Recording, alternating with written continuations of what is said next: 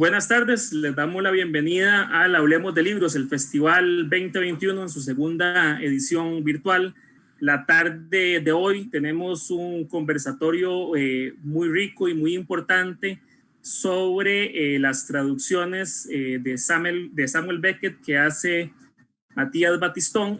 Samuel Beckett nace en 1906 en Dublín, Irlanda, muere en 1989 en París, Francia. Estudió en la escuela protestante Ersford House y posteriormente en el Trinity College de Dublín, donde logró la licenciatura en Lengua y Romances en 1927 y el doctorado en 1938. En 1937 se mudó a París y tras la ocupación alemana de 1940 se alistó en la resistencia francesa. En 1942, tras ser perseguido por la Gestapo, huyó hacia el sur junto a su esposa. En 1969 obtuvo el Premio Nobel de Literatura. Es autor de obras como Esperando a Godot, Molloy, Malón muere, Fin de partida o El innombrable, entre muchas otras. Para conversar sobre las ediciones de Beckett que pueden conseguir en la Librería Internacional, tenemos estas dos a la venta en exclusiva de Ediciones Godot desde Argentina. Nos acompaña su traductor, el escritor argentino, Matías Batistón, quien ha traducido entre otros a Beckett, a John Cage, Edouard Levé, Roland Barthes, Fernando Pessoa, Gertrude Stein y Ed Wood, entre otros. En los últimos años ha sido becado para diversos proyectos por el Trinity College de Dublín en Irlanda, el Urbenset Loren, ahora me ayudas vos con la pronunciación. Urbenset House Loren, sí, que la casa de traductores Loren, sí. Y la Fundación John Michalski en Suiza, ALCA en Francia y el Fondo Nacional de las Artes en Argentina. Actualmente prepara un libro sobre Beckett, la traducción y el hartazgo. Y para conversar con Matías nos acompaña otro beckettiano, Guillermo Barquero, autor muy conocido aquí en Costa Rica, escritor, editor, fotógrafo y crítico literario. Ha publicado libros como La Corona de Espinas, El Diluvio Universal, que recibió premio Áncora 2009-2010 y mención de honor en premios nacionales. Metales pesados, también premio Áncora 2009-2010. Esqueleto de oruga, muestrario de familias ejemplares, combustión humana espontánea, anatomía comparada, que ganó el premio nacional Aquileo J. Echeverría 2017. Apuntes de una ciudad, derrame de petróleo en Lesoto y tierras raras, entre otros. Dirige Ediciones Lanzallamas. La obra de Guillermo se puede conseguir por acá en la Librería Internacional. Y bueno, vamos a esperar un momentito que llegue Guillermo. Matías, que parece que tuvo un problema con la conexión a internet. Y bueno, si querés, mientras llega Guillermo, Matías, nos puedes ir hablando un poco de por qué empezaste a traducir a Beckett, cuál fue el interés que motivó un poco esto y el nacimiento de estos volúmenes, que bueno, es una trilogía, falta por acá El innombrable, pero lamentablemente está agotado. Esperaremos pronto que llegue. Es el inconseguible ahora. Sí, ahora es el inconseguible. Sí, bueno, gracias Juan por la presentación, muchísimas gracias por la invitación también. Es un gusto estar acá en mi casa, por supuesto, pero charlando con vos y con Guillermo ahora cuando vuelva. Bueno, el proyecto de hecho nace cuando, desde mi parte por lo menos, Ediciones Godot, con quienes yo había trabajado antes, venía trabajando en varios proyectos, me hace la oferta de traducir primero El innombrable, ¿no? Que era el libro del cual habían conseguido los derechos, y después sí la trilogía entera. Estaba en negociación todavía, no había salido los 3 libros. Yo enseguida, por supuesto, dije que sí, me sumé. Es obviamente una obra monumental que yo había leído, había admirado mucho. Nunca no había leído la obra con los mismos ojos con la que terminé leyéndola al traducir, ¿no? Pero me sumé con entusiasmo. Y al muy poco tiempo surgió la oportunidad de presentarme con este proyecto a una residencia en Dublín, ¿no? Porque parte del libro, del innombrable por lo menos, y de la investigación en general, la hice en Dublín, que es una residencia ahí volvió Guillermo, creo. Ah, sí, está. Ya casi entra. Ya casi. Es el suspenso. Hola, ahora sí, Guillermo. Perdón, se me fue todo aquí. Está bien, está bien. Si no se corta la conexión, uno ni sabe si está conectado o no, la verdad. Hoy es casi un requisito para estar conectado que se te corte. Entonces, estaba contándole a Juan que el proyecto surgió cuando Ediciones Godot me invitó a sumarme. Yo en ese momento justo aproveché porque coincidió la convocatoria a esta residencia en Dublín para investigar. Yo aproveché porque justamente la residencia era en Trinity College, que es donde fue a estudiar Beckett. Tiene un acervo importante beckettiano y aparte tienen la biblioteca más importante del país, que tiene un catálogo inmenso, no solamente de obras relacionadas con Beckett, sino relacionadas con casi cualquier cosa que uno pueda imaginar. Aproveché también, quedé y tuve 4 meses ahí en Dublín, en el campus de Trinity College, investigando, consultando el archivo digital de manuscritos de Beckett, que fue, la verdad, bastante revelador, haciendo lazos y también trabajando en varios otros proyectos al mismo tiempo, como siempre, ¿no? Y se fue extendiendo el proyecto, porque si ven la publicación, la idea al principio era, como todas las ideas son utópicas al principio, lanzar los 3 libros juntos. Después se fueron interponiendo en el camino varias dificultades, surgieron otros proyectos, incluso con el mismo Godot, en el interín, y se fue extendiendo. El Innombrable sí salió en el 2016, que fue el mismo año que yo viajé, así que ese relativamente rápido salió al mercado, y fue por eso que se agotó primero, ¿no? Después seguí trabajando en los otros 2 libros que sí salieron juntos el año pasado en junio, ¿no? Que son Molloy y Malo Muere, que son los que mostraste. Así que ahora recién, después de esos 3 años, más 4 en total desde la publicación, están juntitos y dando vueltas. Pero esa es básicamente, muy resumida, la historia de cómo me sumó al proyecto y cómo surgió, ¿no? El interés de Ediciones Godot en Beckett está desde el nombre mismo, ¿no? Así que ellos siempre estaban con muchas ansias de integrarlo al catálogo. Es que yo le hice esta consulta a Matías mientras vos te conectabas. Yo en un ratito salgo de pantalla pública, pero bueno, ustedes me van a seguir viendo acá. Yo voy a tomar café. Pero bueno, ya ahora los dejo para que conversen. Muchas gracias. Gracias. Ahí disculpen, la conexión ha estado súper bien y esto lo hablamos antes de hoy, hablamos que si estamos bien de conexión y todo perfecto, y en este momento como a las 3:15 se fue aquí en Costa Rica, ¿no? Como pasa siempre. Bueno, muchísimas gracias a Juan por ahí, por la presentación, a Matías, un gustazo, ya habíamos hablado una vez ahí para ubicarnos con el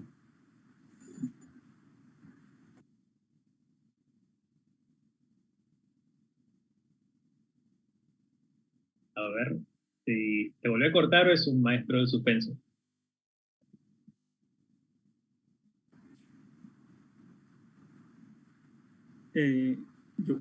Yo creo que se le volvió a cortar el internet. Vamos a ver si le digo que se conecte mejor desde el celular. Puede ser.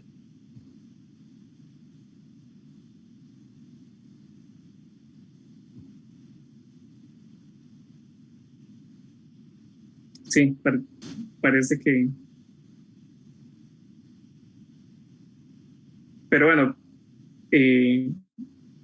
ya habíamos tenido oportunidad de conversar en aquella reunión, por lo menos de estar al tanto. Por supuesto, el especialista acá es en Costa Rica es Memo, el que ha leído más. Pero bueno, ahora que contabas un poco la intención de Godot. Bueno, mira, ya se está conectando desde el celular. Todo bien. ¿Aló? Buenas. Sí, hola. Ya ahí está. Sí, aquí el celular no sé cómo poner la cámara, pero bueno, por lo menos aquí estamos. Está bien, es una voz incorpórea perfectamente aceptable, sí. No. Matías, yo te preguntaba la otra vez que hablamos, ¿no? Y ahora también me surge esa duda, es que es una duda básica para mí como lector. ¿Por qué es una duda básica? Porque yo, y te la tiro a vos como lector, pero sobre todo se la tiro a los lectores generales, ¿no? Del público, cuando estamos hablando de libros. En el caso de Beckett, digamos que él suma una serie de cosas, ¿cómo se podría decir? Una serie de cosas anómalas, ¿verdad? Podríamos decir que es un autor que, claro, tiene un estilo, digamos que parecía ser pauperizado, ¿verdad? Cuando escribía en francés, pero digamos que eso no es tan cierto porque es un estilo que se vuelve un poco, más bien, cuesta mucho quitarse esas florituras que él quería quitarse con el francés, ¿verdad? Primero que todo. O sea, es un autor difícil, de cierta forma, ¿verdad?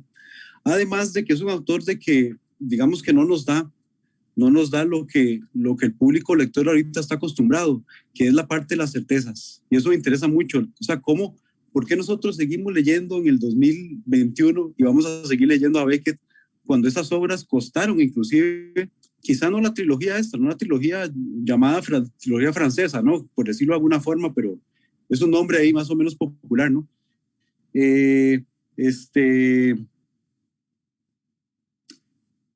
Sí, ¿por qué decidimos seguir leyendo a Beckett? O sea, cuando es un autor que no nos da certeza, primero que todo, ¿no? Justamente me parece que es por eso, porque hay tantos traficantes de certezas, ¿no? Que por un lado uno desconfía, se harta y empieza a buscar otra cosa, ¿no? Y Beckett también estaba buscando otra cosa. O sea, toda la exploración de Beckett para hallar un camino, digamos, es también una escapatoria de lo que ya se había hecho antes, ¿no? Claro. Y él en un momento, cuando tiene su etapa más prolífica, ¿no? Que justamente más o menos es la época de la trilogía, pero de ahí en adelante se mantiene esto, él lo que muestra es como un entusiasmo, y él lo dice en su correspondencia, ¿no? Un entusiasmo ante las posibilidades aún no exploradas de la inexpresión, ¿no? Claro. O sea, a él le entusiasma la idea de que no se puede expresar, las cosas no se pueden expresar, ¿no? Le entusiasma el fracaso al expresarse, le entusiasma lo que falla, le entusiasma las cosas que aparentemente uno está obligado a decir y no puede decir. Le entusiasma esa especie de área de sombra, ¿no?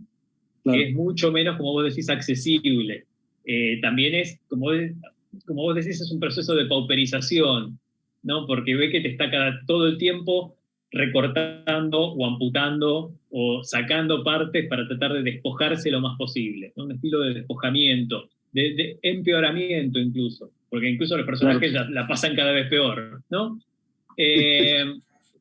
Y esto podría parecer un poco incluso hasta, sí, visto de afuera o comparado con otros escritores de la sonrisa, ¿no? Los que sonríen siempre en la contratapa, podría parecer deprimente o podría uno preguntarse incluso, si no lo ha leído, ¿por qué leerlo? Pero es curioso que si uno lo piensa, si ve uno de los escritores que más influyó en otros escritores en el siglo XX y en adelante, y en artistas y en dramaturgos, es porque sus lectores no lo leían y se suicidaban, por ejemplo. No leían y tiraban el libro. Leían y lo que les daba era ganas de escribir. Claro. ¿No? Beckett es un escritor muy estimulante. O sea, la prueba es el influjo que tuvo todas estas décadas. Pero es un escritor que uno lo lee y te transmite algo. No es simplemente un escritor depresivo. En realidad, lo deprimente es leer autoayuda. O sea, lo deprimente en general es lo que te quiere levantar el ánimo. Claro. Un escritor, si tiene pulsión, si tiene fuerza, no importa que te esté tratando de deprimir, en general eso se contagia. Cuando uno lee Schopenhauer y sale revitalizado en realidad, por más que te está diciendo que la vida es sufrimiento, uno mientras lo está leyendo no está sufriendo, ¿no? Claro. Entonces, ve que también tiene ese mismo efecto. Es un escritor de la negatividad, ¿no? Es un escritor que se interesa en la negatividad, pero no por eso tiene un influjo negativo, para decirlo de algún modo. ¿No? Claro. Al contrario, es bastante adictivo la lectura de Beckett. Bueno, eso que me decís, porque eso es un aspecto muy importante de Beckett. De hecho, en el teatro de Beckett eso es clarísimo, y en alguna parte de la narrativa, particularmente lo que está anterior a la trilogía, ¿no? En la trilogía más, por ejemplo, Watt, por ejemplo, Murphy, ¿verdad? Pero sobre todo Watt. que uno podría pensar, y de hecho así lo entendemos, ¿no? Como un lector de la soledad negativa, ¿no? Por decirlo de alguna manera. Pero esas novelas son súper graciosas, ¿sabes? Tiene pasajes que son impresionantes. Sí. Además, yo me imagino a Beckett escribiendo eso, yo no me lo puedo imaginar así como serio, ¿no? Él seguro estaba riéndose y estaba haciendo su cosa, porque son novelas que parece que son demasiado pesadas, pero esa trama, digamos, que está por debajo, cómica, que además es muy, ya en el teatro se expresaba de otra forma escénica, en Beckett es muy importante, no sé qué te parece a vos. Y me parece, es que quizás eso es parte a veces de una falsa concepción de lo que es el humor como del lado de lo positivo, igual que quienes piensan el humor como algo que no se dice en serio, ¿no? El humor vendría a ser más bien una forma de expresarse, y con esa forma puedes expresar algo que sea en serio o no, o algo que sea positivo o negativo, ¿no? Entonces, el humor para Beckett es una fuerza, ¿no? También es una herramienta para expresarse, y es casi también una inevitabilidad, ¿no? Algo medio fatal, no es algo que elija, bueno, voy a hacer un chiste. Sí hay, de hecho, en la correspondencia se pueden leer algunas, ahora no recuerdo qué obra, o si es una obra que incluso termina o no, que dice, me está costando escribirla porque todo me sale gracioso, o todo me salen chistes, ¿no? Y sale ese momento el tratando de controlar y de sacarlo, porque no iba por ahí la cosa, pero es una pulsión, no es un impulso que tiene. Y si uno quiere hacer una selección de chistes, incluso hay algunos que son bastante recortables o antologables, no antologizables si se quiere. Uno los puede sacar y puede hacer una pequeña colección de chistes si quisiera. Hay otros que donde el humor es más impalpable, no tiene que ver con la situación. Pero Watt, por ejemplo, como vos decís, Watt es un libro escrito durante la ocupación alemana. O sea, no es que era algo, un momento donde pasaba un momento muy alegre de su vida, no era una... Afuera, mirá por la ventana, y era una escena bucólica en parte, pero digamos que el mundo no era todo risas. Sin embargo, Watt es un libro muy gracioso, es un libro terrible, pero es muy gracioso. De hecho, con Watt pasa algo particular, que es que no sé si sabías esta anécdota, que es totalmente cierta, pero Watt, cuando Beckett vuelve a Irlanda, tiene que pasar por Inglaterra, y le confiscan el manuscrito de Watt porque piensan que está escrito en código. Piensan que hay ese... Y es verdad, no, sí, la verdad es que parece, sobre todo en las escenas larguísimas donde hace una especie de parodia del análisis no analítico riguroso, racionalista, en el que descompone las escenas en todas sus posibilidades, ¿no? O él estaba en este lado con la mano así, con el pie así, o con la media puesta acá, allá. Son descripciones larguísimas que no parecerían corresponder a lo que él seguramente decía que era una novela. Pero parte de esa escritura, entonces sí, es pasible de varias lecturas, digamos. Pero en ese punto hay, como puede verse, una confusión. Lo que es en realidad quizá en parte humor, era visto de un modo totalmente distinto por las autoridades del momento, ¿no? Como un signo de una especie de marca sospechosa, ¿no? Era leído bajo la sospecha. Sí. Y toda la obra permite esos equívocos en parte.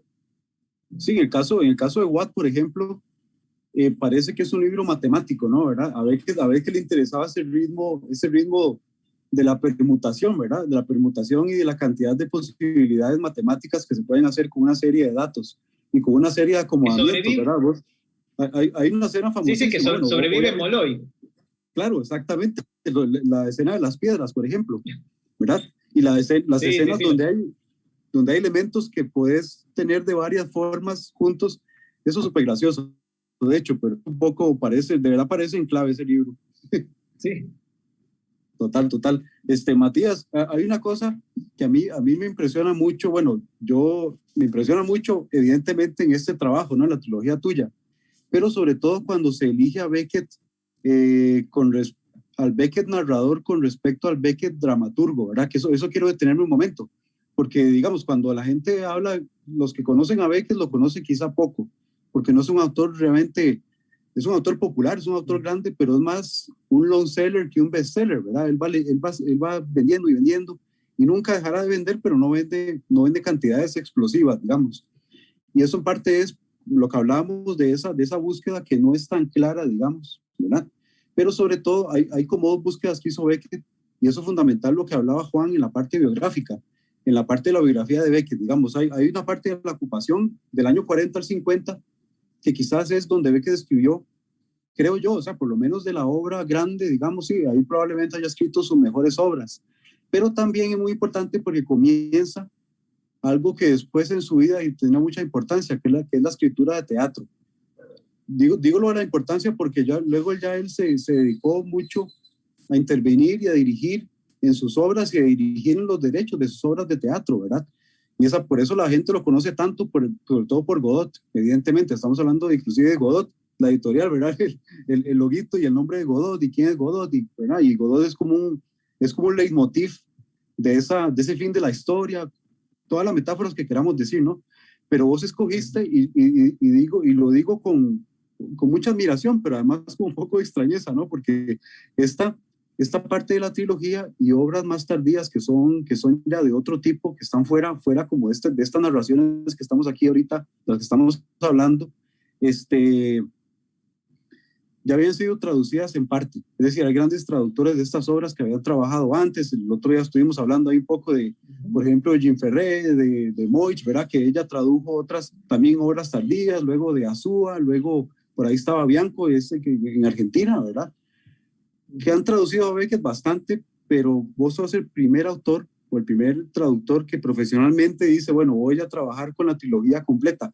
Y a mí me llama la atención no tanto por el trabajo, porque es un trabajo muy grande, esa parte me queda súper clara, porque es un trabajo difícil además, sino como en ese sentido, ¿qué aportó para tu traducción y qué crees que aportó comparándola con otros proyectos que tal vez lidiaban con un libro o con dos libros de la trilogía, o que lidiaban con otra parte de la obra de Beckett que es un poco diferente de la trilogía, de hecho? Bueno, es bastante diferente, estilísticamente se sale un poco la obra tardía y la obra temprana, la trilogía es como el medio, como el centro neurálgico, ¿no? Sí, bueno, hay en todo el mundo, de hecho, o por lo menos en muchos idiomas, una nueva camada de traducciones de Beckett. En parte porque, a ver, es verdad que se dice siempre, bueno, o por lo menos hay quienes sostienen que las traducciones envejecen, cada tanto hay que volver a hacerlas, etc. Porque la lengua cambia. Pero más importante quizá que la lengua cambie es que muchas veces los autores cambian, ¿no? O la imagen que tenemos de tal o cual autor cambia, ¿no? Y en el caso de Beckett es interesante porque en su momento, y las traducciones que se hicieron de la narrativa, la verdad es que la mayoría son bastante vetustas en el sentido que tienen medio siglo, claro. No se tenía conciencia de algo que hoy se entiende que es vital, y es el hecho de que Beckett es uno de los pocos escritores en la historia que escribió sus obras dos veces, en dos idiomas distintos, porque él se autotradujo. Claro. Parte de la importancia de la trilogía en su narrativa es que también marca el cambio ese de idioma cuando abandona el inglés, ahora sabemos por un tiempo, para después retomarlo también más adelante, abandona el inglés y adopta el francés, y él en esa obra empieza a descubrirse como autor en francés, ¿no? Empieza a volver a descubrirse. Y como vos decís, es una época de mucha riqueza y mucho impulso y que produce mucho, y uno sabe, de hecho, por tener los manuscritos de Molloy, por ejemplo, que están fechados. De hecho, Molloy está escrito en los cuadernos, parecen un diario, porque cada vez que él se sentaba a escribir, ponía la fecha arriba. Sabemos cuánto escribía por día, y llegaba incluso a veces a casi 2.000 palabras de un tirón, y son fragmentos que tienen casi con revisiones mínimas en la versión final. O sea, estaba escribiendo con un impulso enorme, ¿no? Sí, The Making of. Sí, con un impulso enorme. Que es casi la imagen contraria que uno tiene de Beckett. A veces Beckett uno lo encasilla en la figura del escritor que tiene que arrancarle las palabras al silencio, ¿no? Que cada vez que escribe una frase es un parto, o como diría él, un aborto fallido, ¿no? Pero en esa época escribía mucho, por lo menos esos libros los escribió con un impulso enorme. Y después cuando llegó la hora de traducirlo, porque ve que con Esperando a Godot se vuelve muy famoso y empieza de repente y demanda, ¿no? Le piden una traducción al inglés. Él es muy reticente a volver a la lengua esa que él siente distante, siente que ya no tiene el mismo contacto, aparte vivía en Francia, su mujer no sabía mucho inglés, entonces vivía en francés desde hace, de nuevo, mucho tiempo. Y él hace un intento de trabajar con traductores. De hecho, termina eligiendo a un traductor que es Patrick Bowles, que es un sudafricano, que vivía ahí en París. Hace el intento de revisar la traducción o de cotraducir, y los resultados no son muy buenos. Hay toda una historia con Patrick Bowles. Patrick Bowles mismo se termina cansando de pasar a veces 8 horas en un café leyendo en voz alta los manuscritos de la traducción, los borradores, para tener que volver a repasarlos una y otra vez, porque vi que era muy obsesivo con los ritmos, con los cambios, y para alguien de afuera, que no era el mismo Beckett, a veces bastante arbitrario, ¿no? Porque desde que el libro debía reescribirse, no traducirse, era un nuevo libro. Entonces, después de esa experiencia, Beckett decide que lo más sencillo, entre comillas, sería traducir él mismo sus obras al inglés. Y lo empieza a hacer sistemáticamente, ¿no? Ahora, esas traducciones, si uno las lee, son muy interesantes porque son más segundos originales que simples traducciones, ¿no? Beckett realmente las reescribe, y no son reescrituras muy pirotécnicas como son algunas, por ejemplo, autotraducciones de Nabokov, por ejemplo, donde sí agrega muchísimas cosas, o hay cambios mucho más notorios.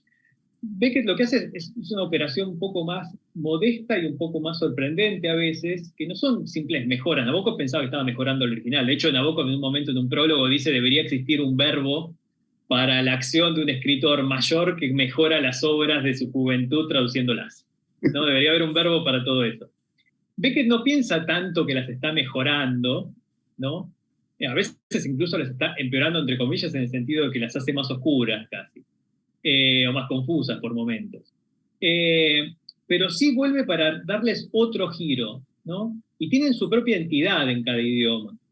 Él, cuando traduce, para dar un par de ejemplos, a veces deja caer párrafos enteros o frases, agrega algunas cosas. En general, de nuevo, como es una pauperización, también eso se ve en la traducción. Suelen ser un poquito más cortas las traducciones.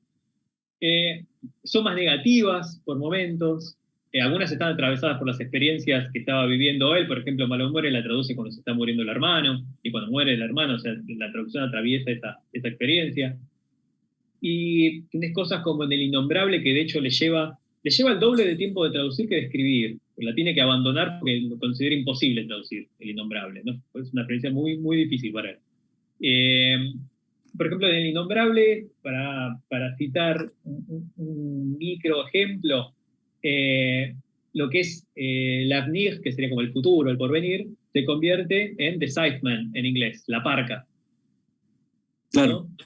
Entonces tenés pequeños cambios, pero que tienen mucho peso en el tono, ¿no? Tenés incluso a veces juegos entre ambas versiones, es como si dialogaran ambas versiones. Tenés alusiones que uno nunca podría captar si solamente lee el inglés o si solamente lee el francés. Tiene que leerlos juntos, como hacer una especie de lectura estereoscópica, ¿no? Claro. Por ejemplo, en Malo muere está en francés la familia Louis, ¿no? Y eso en inglés pasa a ser la familia Lambert. Claro. Y hubo varias cuestiones, varios críticos que exploraron eso y dijeron, bueno, ¿por qué? Bueno, quizá es porque Lambert es una adaptación porque suena mejor al oído, suena más natural al oído anglosajón, etcétera, etcétera.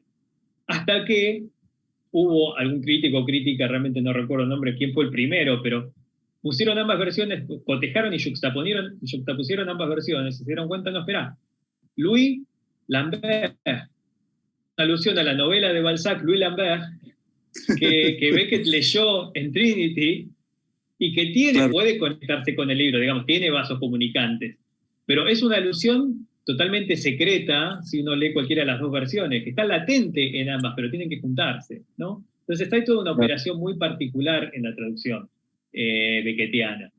Y todo eso había sido dejado de lado en las traducciones anteriores, no se había tomado en cuenta. Primero hay una cuestión también, que es el hecho de que las autotraducciones de Beckett sirven, por así decirlo, como ya lo he dicho, creo que Eric Hoven, sirven como interpretaciones autorizadas, ¿no? Porque uno a veces se encuentra con fragmentos muy oscuros, muy difíciles, y en la traducción, a veces no porque sea más masticado, porque sea más fácil en la traducción o porque la haya simplificado, sino porque al traducirlo a otro idioma a veces te limita los sentidos y te corrobora, por ejemplo, tu lectura, ¿no? Entonces sirve como una especie de apoyo cuando el texto original puede ser muy oscuro. Vas al segundo original, que es la autotraducción, ¿no? Claro. Entonces, trabajar con las autotraducciones te despeja varias dudas, te pone muchas otras dudas, como qué hago cuando me encuentro con discrepancias entre ambas versiones, por ejemplo. Pero por lo menos te disipa varias dudas, y es una herramienta de trabajo bastante grande a la hora de traducirlo, que de nuevo en las otras versiones, porque esto no se tenía en cuenta, no está. Y es también el escollo de qué hacer con estos dos originales, que no se llevan siempre tan bien, son como personajes medio becketianos en las traducciones de Beckett. También implica un problema que es importante trabajarlo, por más sea cual sea la solución que uno le dé, ¿no? Me parece que es una dimensión extra ese problema. Claro. Y para mí era algo que justifica esta nueva camada de traducción. Y en la trilogía en particular son justamente 3 libros escritos con el mismo impulso, en seguidilla. En el intermedio estuvo esperando a Godot, pero escritos uno después del otro. Fueron como que el impulso rebalsó cada libro y pasó al siguiente. Y hay muchísimos vínculos entre los libros. ¿Sabes? Se repiten elementos, ¿no? Se repiten frases, se repiten ritmos. Claro. Y eso, al desmembrar la trilogía entre varios traductores, irremediablemente se pierde, ¿no? En el caso de la Argentina, la traducción argentina anterior, la de Sur, se hizo a destiempo, en el sentido que primero salió Malón muere en el 58, si no me equivoco, y en el 60 sale Molloy, o sea, con varios años de diferencia, 2 traductores distintos que no colaboraron estrechamente para la traducción, entonces tenían incluso seguramente conciencia de que se iba a publicar otro libro. Y en el caso de la traducción de Lumen, la de Jim Ferrer, por ejemplo, yo tuve, al cotejar muy de cerca las traducciones, tuve conciencia de que no había habido colaboración entre, por ejemplo, Mosh y Jim Ferrer, pero me pareció igual medio misterioso, o por lo menos siguió como la incógnita. Me parecía posible porque eran muy cercanos, eran amigos, pertenecían a la misma camada de nueva generación de escritores de catalanes, etc. Y yo le pregunté, me llegué a comunicar con Jim Ferrer para despejar algunas dudas, que me contestó muy amablemente, no sé, tiene 80 y pico de años. Jim Ferrer me contestó la secretaria, Jim Ferrer me enviaba las respuestas manuscritas en los mails impresos, que ¿no? La secretaria le imprimía el mail, él lo contestaba en manuscrito y después me lo escaneaba la secretaria y me lo mandaba. Muy amable, contestaba 10 veces más rápido que yo. Él me confirma que de hecho sí, trabajaban para la misma editorial, eran amigos, pero no colaboraron con esta traducción, fue totalmente independiente. Claro. Entonces, eso es algo que me gustaba, por lo menos que yo me propuse restituir, ¿no? La continuidad entre las versiones. Que las versiones sean justamente no 3 libros aislados, y no necesariamente tampoco una obra mezclada, porque ve que, recordemos, detestaba la idea de llamarlo trilogía, pero le encantaba la idea de que se publicaran en un solo libro, por ejemplo. Porque decía que no era una verdadera trilogía, no estaba escrito como una trilogía, pero sí eran 3 novelas que pertenecían a un mismo proyecto. Entonces me parecía que valía la pena hacer el esfuerzo de realizar una versión o ofrecer una versión más orgánica. Ok, eso está muy interesante porque me estás dando varios puntos que me hacen relacionar. Hay un par de cosas biográficas de Beckett que una puede ser relevante y otra no. O sea, una me hace gracia nada más porque es totalmente lo contrario a sus personajes, ¿no? Sobre todo a ciertos personajes de Beckett, que es que él era un gran deportista. El tipo era un apasionado deportista en su juventud, ¿verdad? Beckett como persona. Talentoso, ¿no? Sí. Y talentoso además. Y la otra parte que no mucha gente sabe era su gusto muy fino por la música, ¿verdad?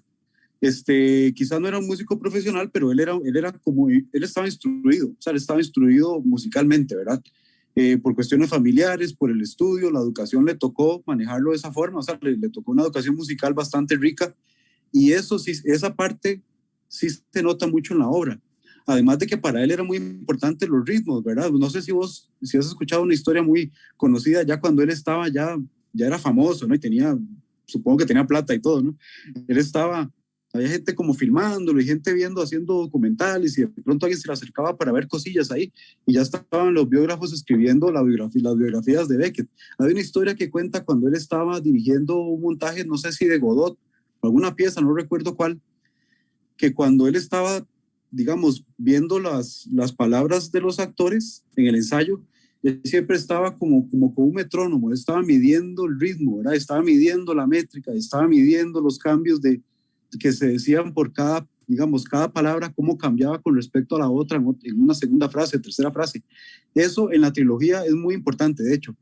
Entonces, yo no sé, te lo pregunto porque no sé para vos si esa fue la parte más compleja o cuál fue para vos la parte más difícil de traducir esa trilogía, que desde el punto de vista del sonido, cuando vos agarras la francesa, tiene ciertos tipos de adverbios permiten algún sonido. En la inglesa ciertos tipos de adverbios permiten o digamos que obligan a otros sonidos. O sea, vos cómo trabajas con esas dos versiones y además sabiendo de que para Beckett y para los lectores o sea, que estamos acostumbrados a la obra beckettiana, la parte del sonido fino y de la cacofonía y de cómo un sonido se mete con el otro muy importante. ¿Para vos eso te costó o no te pareció? ¿Te pareció simplemente un detalle más? ¿O cuál es la parte más compleja para tu traducción? Bueno, cuanto a lo que sería prosodia o eufonía, etcétera, cómo suena la frase, hubo muchísimas revisiones, pero muchas, porque a veces hay algo que funciona cuando lo estás haciendo, pero no cuando lo estás leyendo. Entonces, la verdad que fue un posible motivo de suicidio de mis editores cuando yo les revolvía las correcciones, pero atiborradas de indicaciones como hay que cambiar esto porque después viene tal otra palabra y choca. Se genera rima interna cuando Beckett no juega con la rima interna, básicamente.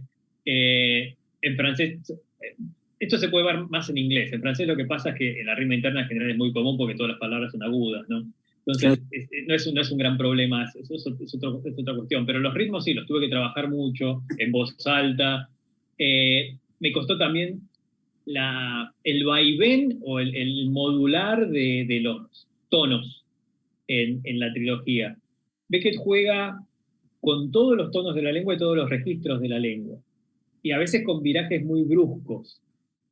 Es muy confianzudo por momentos y muy elegante o florido por otros irónicamente, ¿no? O sea, hay una especie de lirismo irónico.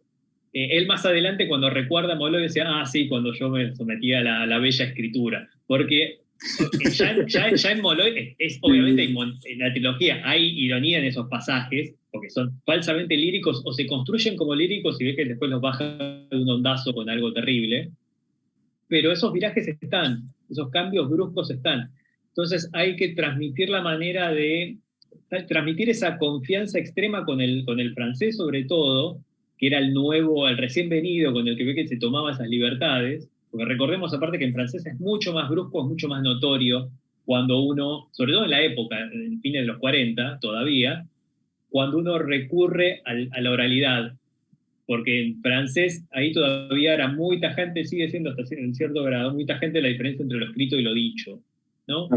En la literatura en general, el registro oral entraba por mímesis, es decir, cuando un escritor escribía como se hablaba, era o como efecto cómico, para mostrar, mirá cómo hablan los campesinos, por ejemplo, etcétera, mirá cómo habla tal personaje que es medio rústico, mirá cómo habla tal personaje, etcétera. O como garantía de verosimilitud, ¿no? Pero en general estaba limitado a los diálogos, ¿no? El narrador no, a menos que el narrador justamente fuera alguien que contaba la historia, pero es lo mismo, funciona como un diálogo en otra escala. En Beckett no pasa eso. Beckett directamente aprovecha los ritmos de la oralidad y los implanta a veces, los incrusta a veces en el texto, ¿no? Entonces se toma muchísimas libertades y modula de un modo que no era común en el momento y no siempre se sabía que era adrede. Pero algunas de las primeras críticas que salieron, no obviamente las más ilustres y las que sobrevivieron, pero hubo críticas en su momento que decían que Beckett, se notaba que Beckett no era nativo, ¿no? Hablo una lengua extraña, pero la lengua está extrañada adrede, ¿no? Y era algo con lo que yo traté de trabajar en la versión inglesa, en su autotraducción al inglés, la versión inglesa. Esto se ve en parte también por los irlandesismos, ¿no? O irlandismos o modismos irlandeses que él mete, ¿no? Ahí pasa más de esta distinción de oralidad, no oralidad, a casi dialecto, no dialecto, ¿no? Hay otras tensiones en la autotraducción. Pero eso fue otro de los desafíos. Y después el más grande quizás, ¿qué hacer con estas dos versiones que se pelean entre sí? ¿No? Sí. ¿Qué tipo de soluciones puede haber? Yo de hecho terminé básicamente produciendo dos versiones, o sea, tengo la mitología traducida del francés y del inglés, tratando de siempre mantenerme fiel a cada una, no sin mezclar, porque esa es otra posibilidad, uno podría mezclar ambas versiones, ¿no? Y de hecho, después de que se me ocurriera esto, me di cuenta de que gente lo había hecho. Paulo Leminski, por ejemplo, que fue su traductor al portugués brasilero en el 86, agrega un epílogo y dice, la mía fue la primera bitraducción simultánea del mundo, ¿no? Yo tenía el francés a la izquierda, el inglés a la derecha y el portugués en el medio. Y él iba, según le parecía mejor, optando por una u otra versión para mezclarlas en la suya. Y es una versión muy interesante, la de Leminski. Mosch, incluso Ana María Mosch también las mezcla, pero a un nivel microscópico. Esto me di cuenta por leerlo todo con lupa y es muy puntual en un par de partes. Pero técnicamente las mezcla, ¿no? Hace esta especie de híbrido. Entonces, podría ser, si después surgen otras preguntas, si las mezclo, ¿cómo las mezclo? Es simplemente por capricho, me gusta más esta versión o esta otra, aplico un criterio rígido, consistente, por ejemplo, Beckett siempre tendía a pauperizarse, como habíamos dicho, a recortar. Bueno, entonces, si hay dos fragmentos y discrepan, elijo siempre el más corto, quizá. O puedo decir al revés, la gente está pagando, así que si le puedo dar más texto, le doy más texto. Elijo siempre el fragmento más largo, ¿no? O el que sería el más completo, entre comillas. Entonces, podría hacer eso, podría guiarme por eso, puedo guiarme por la versión, si hablamos de que Beckett cada vez empeora, bueno, la versión que sea más terrible. Puedo tener distintos criterios. Y esto es en parte algo medio deseado, por lo menos uno puede imaginar que sea deseado por Beckett, que se vuelva inestable la obra, ¿no? En parte la obra, en vez de avanzar hacia una completitud, se hacía cada vez más incompleta, ¿no? Faltan garantías de repente. No tengo ni siquiera una original. Tengo dos versiones y no sé cuál es realmente la que tiene prioridad. ¿La primera por ser la primera o la última por ser la última? ¿No? Claro. Entonces, esto es un poco adrede esta inestabilidad. Y resolverla o enfrentarla fue quizá uno de los mayores romperos de cabeza, lo que llevó más tiempo, ¿no? Producir, de hecho, dos versiones. Sí. Claro, eso...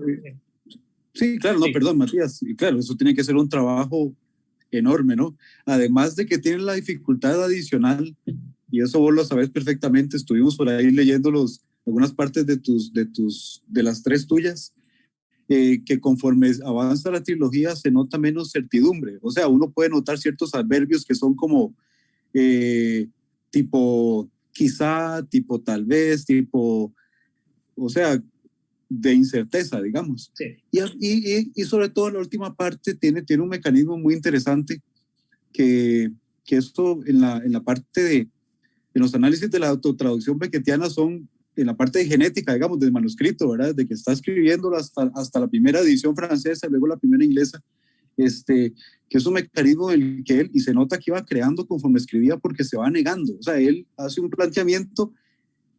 planteamiento que puede ser como dialéctico, ¿no? Una falsa dialéctica ahí, cómica tal vez, o simplemente sin efecto real, pero luego niega los dos planteamientos con un tercero. Entonces todo lo que escribe lo va negando frase por frase, y eso conforme avanza la trilogía se va notando más, y yo me imagino que para vos también tiene que ser, bueno, tenés digamos que el gran tino de haberlo trabajado vos toda la obra, pero también lo hace más difícil, supongo, ¿no? Ese avance hacia la falta de certeza final. O sea, todas las tres obras son como que no tienen un terreno muy, muy seguro, pero la última es más movediza que las dos anteriores. Y es como un panorama de una desintegración, en cierto sentido, ¿no? La obra misma como que se va colapsando. Tanto es así que si es difícil resumir el argumento de Molloy y después de Marot muere, ya directamente el innombrable no hay argumento, no hay personaje, no hay trama, no hay ningún tipo de certeza. Y sí, y como vos decís, se va negando y se va corrigiendo, y la autotraducción pertenece a la misma lógica, ¿no? La traducción termina siendo lo mismo, va negando y va corrigiendo. Entonces, es justamente una especie de proyecto que nunca acaba, o por lo menos que termina una suerte de circularidad, ¿no? Pero sí, fue difícil sobre todo cuando enloquece directamente. Por momentos la lengua enloquece en El Innombrable, ¿no? Y eso también fue un problema con los ritmos, fue un problema con los juegos de variaciones, porque a veces se repite bastante con mínimas variaciones. Y cualquiera que haya traducido sabe que mientras menos diferencia haya entre varias partes del texto, se termina volviendo una pesadilla, porque las distracciones, que son casi inevitables en una traducción, o constitutivas incluso a veces de algunas traducciones, se vuelven todavía más difíciles de evitar, ¿no? Ese tipo de distracciones o de lapsus. Entonces hay que hilar muy fino para ver exactamente cuál era la diferencia entre estas dos frases casi idénticas que se siguen una después de la otra inmediatamente. Y en El Innombrable, cuando llega a las vorágines de la última parte, ¿no? Ah, sí. Claro que la puntuación además se hace más compacta, o sea, ya no hay espaciado de ningún tipo, ¿no? Y eso lo hace más difícil de leer, además. Matías, hay un detalle que me gustaría que nos contaras. Esto ya es una cosa mía como, digamos, no sé, podría verlo como historiador, digamos, ¿verdad? Como desde afuera, o sea, ya no tanto como lector, pero cuando yo veo tu trabajo como traductor y veo a quién estás traduciendo y entiendo tu proyecto, porque ahora, bueno, cuando se me cortó el internet sí estaba escuchando lo que estaban diciendo, pero yo ya había leído un poco sobre tu proyecto, de cómo se dio en la vida real, ¿no? Ese proyecto, cuando vos tenés la oportunidad de ir a consultar ciertos archivos, de hacer un viaje, de estar en ese territorio bequetiano, digamos, ¿cómo eso te aportó para el proyecto? Digamos, a mí viéndolo desde afuera, yo pienso que es extraordinario, es una gran oportunidad, pero a vos te tiene que dar no solamente la oportunidad de estar haciendo eso, sino de cómo ver ciertos materiales y conversar con ciertos especialistas y bequetianos, digamos.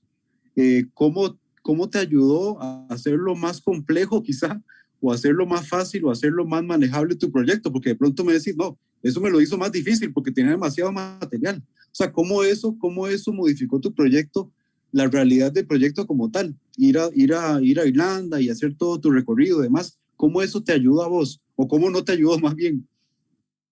Hacerlo más difícil, seguro que lo hizo más difícil. Es decir, porque digamos, en la traducción de cualquier trabajo, si llegás a un escollo o una parte que parece irresoluble, seguís. O sea, es como la misma paradoja de Beckett: no puedo seguir, debo seguir, voy a seguir. Bueno, es así, toda traducción es así. Hizo que la traducción para mí fuera mejor, porque pude hacer todo el trabajo que permitía despejar ciertas partes, o hacer más problemática de una manera, si se quiere, enriquecedora ciertas partes, pero agregó trabajo, o agregó obsesión, que es peor porque lo que te consume el tiempo, que no es el trabajo mismo, ¿no? Pero por otro lado me permitió también explorar varios otros textos, que yo te decía que una de las grandes ventajas de estar en Dublín era la enorme biblioteca, de la cual yo consulté muchísimos libros que no tenían para nada algo que ver con Beckett, o sea, que respondían a cualquier otra cosa y que dispararon 1000 otros proyectos. Ahora, a mí me ayuda a tener, por no sé qué motivo, otros proyectos en paralelo siempre. Es como me permite descansar, o me permite pasar otra cosa, o me permite establecer algunos lazos que no serían tan evidentes o que nunca hubiera hecho de otro modo, ¿no? Entonces, este tipo de vaivén justo entre de un libro al otro, autor al otro, idea a otra idea, a mí me ayudó bastante, por más que en el texto no se vea, ¿no? Justamente descarte, ¿no? Porque son cosas que uno encuentra, que son anécdotas, o son vínculos, o son cosas que uno se le ocurre, que ayudan a traducir y están en el texto, pero de un modo impalpable, porque directamente no meritaría ni una nota al pie. No te puedo poner en una nota al pie en El Innombrable y decirte la madre de Beckett tenía un burro. Pero lo tenía, y a mí me ayudó en cierto modo el interés. Claro. Sí, hay otros detalles. Podría llegar a poner una nota al pie, como que el perro, el Yorkshire Terrier que aparece en Molloy, era de una vecina que aparece también en el libro. Bueno, eso podría llegar a ser. Claro. Pero hay otras anécdotas y otras cosas que me daban vuelta, que en cierto modo me estimulaban para traducir o para trabajar el texto lateralmente o de sesgo, y que no podrían recuperarse en una nota al pie, no podrían recuperarse en un prólogo o en un epílogo. Y como vos decís, es parte más interesante, quizás una de las partes más interesantes del proyecto. Por eso yo ahora estaba tratando de darle una forma a eso en un libro propio sobre todo esto, sobre el descarte, ¿no? ¿Qué hacer con todo lo que está alrededor a veces de una traducción o de un oficio, ¿no? que en general se disipa, se disuelve, se desvanece en el aire, porque uno no tiene el tiempo de darle una forma, ni tiene el tiempo de, a veces, de escribirlo, o el tiempo a veces de recopilarlo, pasarlo en limpio, o porque se pierden en archivos de texto o en servilletas o en lo que fuera que uno tiene dando vueltas, ¿no? Entonces, ahora mi interés es tratar de encontrarle el giro propio para que pueda constituir una obra y mostrar un poco lo que está detrás, o lo que está por debajo, por los costados de una traducción, ¿no?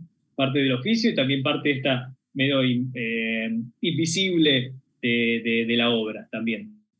Y ese texto que me decís es un texto sobre tu trabajo como traductor, no solo en Beckett, sino tu trabajo en general como traductor. Sí, en general se dispara porque como yo no suelo aislarlo tanto, entonces termina estando conectado con otras cosas. Qué maravilla. Qué con bien. Otros autotraductores, por ejemplo. Y eso lo vas, o sea, ya lo vas a publicar, tenés planes, o sea, tenés ya tu proyecto de publicación. Con Godot estamos a ver, sí, la idea es sacarlo con Godot, ya estábamos encaminados y hay un par de proyectos vinculados, digamos, en el horizonte, y uno sería eso. Como para funcionar quizá como cuarto volumen de la trilogía, ¿no? Claro, qué maravilla, me encanta, es un gran proyecto y ojalá lo veamos por acá pronto. Matías, desgraciadamente, ¿te acuerdas lo que hablábamos la otra vez? Que el tiempo aquí nos va a limitar siempre, ¿no? Y porque las ganas siguen, y yo me disculpo porque al principio me perdí, la conexión se me fue completamente y no sabía en qué mundo estaban ustedes, ¿no? Por dicha me pude juntar acá otra vez y Matías, te agradezco mucho por la disposición, por la apertura, por la claridad, porque me encanta cómo explicas todo así como una forma tan bonita, ¿no? Ese trabajo que es un tipo de escritura, o sea, y estamos hablando de un autor que se reescribía a sí mismo traduciéndose. Ahora vos, retraducir la retraducción y la traducción estás haciendo, o sea, estás amplificando ese panorama mucho más, y eso me parece que es de reconocer, y además con un resultado que es espléndido, ¿no? Estas traducciones son buenísimas y a mí me encanta porque quiero eso, ¿no? Que cuando la gente lo lea, todo el mundo encuentra cosas diferentes, pero yo en Beckett siempre encuentro incertidumbre. ¿Y por qué me parece algo bueno? Porque vos no sabes exactamente, o sea, no, es un viaje que emprendes, que es muy intenso, que es muy veloz, que está muy lleno de palabras y no sabes para dónde te va a conducir. Y eso me parece más rico que ese viaje que ya uno sabe para dónde va. Este es perderse en un montón de calles, y esta traducción viene de una pérdida que hizo él, ¿no? De esa pérdida, el momento de la escritura se estaba extraviando al mismo tiempo, ¿no? Y recuperar eso para el público, o sea, como decís vos en un momento, bueno, es bueno que envejezca, no la traducción, ya, naturalmente envejece como envejece la obra original, envejece como envejecen las regiones, sobre todo de un idioma tan complejo como el castellano, ¿no? Que tenemos un español en todo lado. Aquí en Centroamérica hablamos uno, y en el Río de la Plata hablan otro, y luego por aquí en el norte de Sudamérica hablan otro, y México. Tenemos un montón de castellanos, y me parece un trabajo riquísimo porque nos da la oportunidad, y a ustedes, los traductores profesionales, les da la oportunidad de trabajar de muchísimas formas muy diferentes para traer los libros a nosotros. Y yo te agradezco mucho porque hiciste un trabajo fabuloso, de hecho, y muchas gracias por la apertura y muchas gracias por acompañarnos además, ¿verdad? Bueno, algo que tiene de bueno eso es que una traducción de Beckett, si con el tiempo empeora, se hace más beckettiana. Exacto. Bueno, Guillermo y Juan, muchísimas gracias por la invitación. Me encantó la oportunidad para conversar. La pasé muy bien. Y bueno, me parece que estaría buenísimo que se repitiera, hacer con otras cosas. Me encanta que surja el festival. La verdad, felicitaciones y toda la suerte para seguir con proyectos similares en el futuro. Muchas gracias, Matías. Nos vemos. Bueno, nos vemos. Gracias. Chao, abrazo. Chao.